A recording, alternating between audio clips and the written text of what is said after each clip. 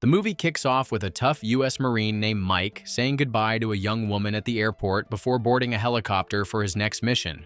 Soon after, Mike and his spotter, Tommy, are positioned on a cliff overlooking a vast desert, waiting for their target to show up. Tommy is the chatty type, always talking, while Mike's the serious, focused kind. While Tommy keeps yapping, Mike spots something and turns Tommy's focus to a convoy of armed vehicles coming from one side. Their target was a black Land Cruiser, but what they spotted was gray. On the other side, they see a bunch of people approaching the convoy. Their target is a 65-year-old terrorist named Syed Asif. As Tommy and their radio operator push Mike to take the shot, he notices the group has gathered for a wedding. It seems their target might actually be the father of the groom. Things get complicated when the bride and groom step in front of the target, blocking his view.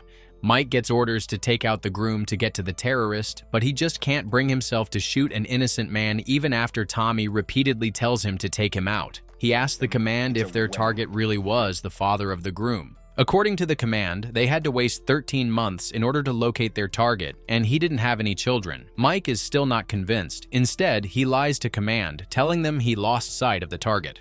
Unfortunately, the armed men guarding the ceremony spot Mike and Tommy.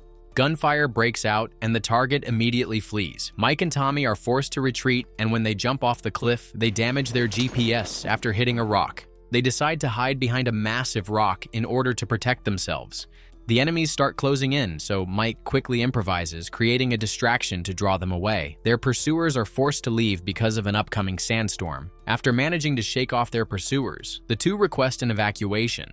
But there's a catch. They need to cross the desert to reach a village 5 hours away to the west, where they can be picked up.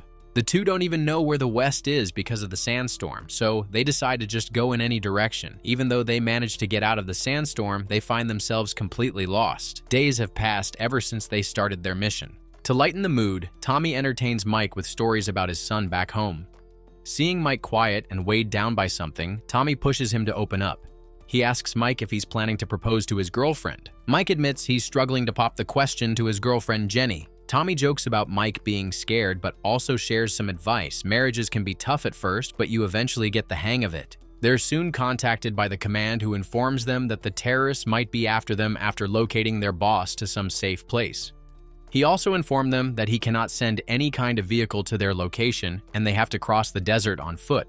As they move, they see two locals doing something at a distance. They couldn't quite see what exactly they were doing because of the sandstorm, but they decided to go in their direction. As the locals leave, Tommy comments that if the two were Berbers, then they might be moving in the right direction. As they move through the desert, a gust of wind blows a warning sign right under their feet. Mike takes it seriously. Tommy brushes it off, calling it a Berber trick meant to scare off enemies. He was positive that they were very close to the next village they were supposed to reach. Mike remembers that over 33 million landmines have been buried in the desert over the last 40 years. Tommy still doesn't seem worried and tells Mike to look at the condition of the warning sign. He tells Mike to not get paranoid and let mess up his head. Now, they have two options. Either go back and die of thirst or get to the village within an hour and save themselves. Tommy was definitely going to do the latter. Mike is finally convinced, and he starts following Tommy. Soon after, Tommy is out of water, and in the meantime, Mike finds a toy soldier buried under the sand. He then puts it in his pocket and offers Tommy his water. After drinking the water with his shaky hands, Tommy starts walking, pretending to have gotten some kind of energy after drinking a few drops of water. Still cautious, Mike watches Tommy as he walks backwards carelessly just a few yards ahead, teasing Mike for overthinking everything. Suddenly, a click, then an explosion. Tommy had stepped on a landmine and it exploded right in front of him. As Mike reels from the blast, he tries to move toward Tommy but hears another click beneath his own foot. He freezes in horror. The sand settles, revealing Tommy alive but badly injured, with both legs below the knees are gone. Tommy screams in agony. Mike tries to calm him down, but Tommy keeps screaming because he just lost his legs. Mike tells him to grab his bag and check his radio. As the bag lies at some distance from Tommy, he struggles to reach it. Mike then tells Tommy to get his medical kit from his front pocket. Tommy manages to take out a morphine injection, but the pain is too much for him to do anything. Desperate, Mike reminds Tommy of his son, giving him a bit of strength. Tommy manages to inject himself with morphine. As he reaches for the second injection, Mike reminds him that one injection is more than enough. But Tommy injects himself with morphine again anyway. After that, Tommy manages to grab his bag and take out his radio, but as he's overwhelmed by pain, he's unable to turn it on. Seeing his partner suffer, Mike offers to try removing his foot from the mine, guessing it might be old and inactive. But Tommy stops him, pulling out his pistol and aiming it at his own head. He tells Mike to stay alive and quickly shoots himself before Mike could even process what was going on. Mike screams in grief. He's now alone in the desert and is unable to move. After a while, Mike gets tired of standing and kneels down. He pushes his knife inside the sand and it clicks against the mine. Meanwhile, a local observes Mike at a distance. Mike then safely takes out the knife from the sand and the local leaves. Realizing he needs the radio near Tommy, a few yards away, he ties his shoelace to an axe to drag it closer. As he takes out the radio and checks it, he finds the battery dead. He then looks for the batteries inside the bag but finds nothing. He realizes that Tommy kept the batteries in his front pocket. Feeling hopeless, Mike rigs a makeshift solar charger for the radio and manages to get in touch with his command. He requests immediate evacuation, but his command does not understand the gravity of the situation. He just tells Mike that he's 2 hours away from the village. That's when Mike tells him about the situation he's in and urges him to send him help right away. The command informs Mike that the rescue helicopters can't fly through the frequent sandstorms. The best they can do is send a convoy in about 52 hours. Frustrated, Mike is told to dig a ditch and jump in to avoid serious injury if the mine explodes, an impossible choice. He settles on toughing it out and sets a countdown on his watch. He then decides to eat something to keep his energy going. He then sees a massive sandstorm coming his way. Mike quickly puts everything inside the bag and braces for the impact. As the sandstorm hits, Mike stays still with the help of his rifle and his knife stuck in the sand and waits for the storm to pass away. When the storm clears, he finds Tommy's body right in front of him. He puts his hat on Tommy's face and takes out the batteries from his front pocket. He also finds a photo of Tommy's wife and son in between the batteries. Hours drag by. Mike runs out of water, growing desperate and even considers ending it all. Just then, he spots a Berber man approaching, walking in a zigzag. Mike tries to warn him about the landmines, but the Berber just mocks him by mimicking his careful steps. Mike explains his situation, but the Berber insists Mike must take the next step. The man takes Mike's water flask and vanishes into the desert. Dehydrated and desperate, Mike resorts to drinking his own urine. Suddenly, a little Berber girl appears, returning his flask filled with fresh water. She doesn't speak, but communicates through toy soldiers, urging Mike to step off the mine and move on. Mike tries asking her to get the radio, but she doesn't understand. Frustrated, he raises his voice, scaring her away. Night falls and temperatures drop. Mike lights a fire to stay warm, but soon hears wild animals nearby. He takes out his phone, looking at photos of Jenny to distract himself. He finds a video message from her. Jenny tells Mike she's waiting for him and that he must win the war and come back to her. Emotional and afraid he might never see her again, Mike drifts off to sleep.